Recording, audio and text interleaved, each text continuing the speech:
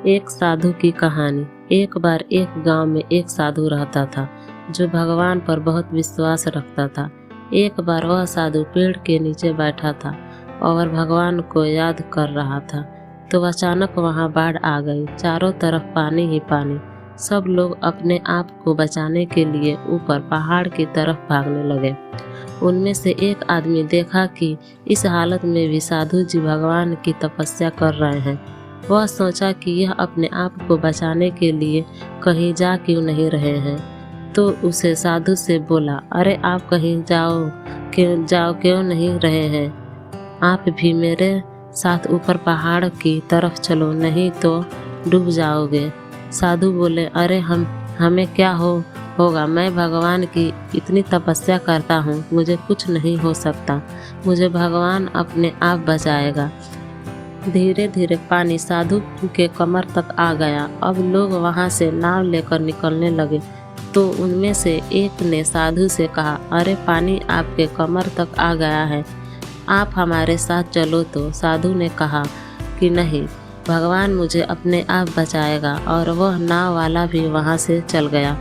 कुछ देर बाद पानी इतनी बढ़ गई कि साधु के सर तक पहुंच गया, और अब लोगों को बचाने के लिए हेलीकॉप्टर निकालने लगा।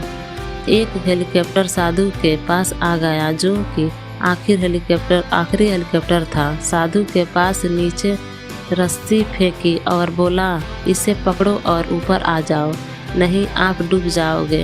यह आखिरी हेलीकॉप्टर है और आपके पास में दूसरा कोई रास्ता नहीं है बचने के लिए। साधु ने कहा, यह रस्सी वापस ऊपर खींच लो और आप चले जाओ। मुझे भगवान के ऊपर पूरा भरोसा है, वह मुझे बचा लेगा। पानी काफी ऊपर आ गया, पेड़ डूब गया और साधु की भी डूबने से मौत हो गई।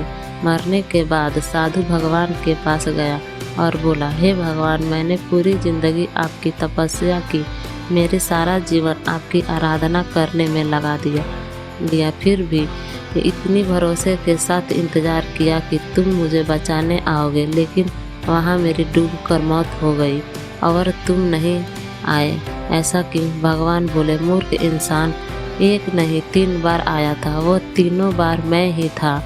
पहला पैदल, दूसरा नाव के द्वारा और तीसरा हेलीकॉप्टर के द्वारा, लेकिन तुमने मेरा एक भी अवसर पहचान नहीं पाया। पता नहीं किसका इंतजार कर रहा था।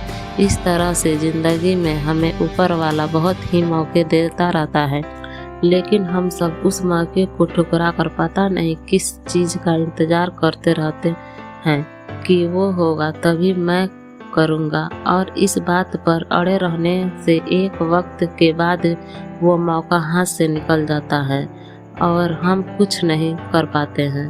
तो किसी भी अच्छे समय का इंतजार मत करो, जो भी करना है आज और अभी से ही शुरू कर दो।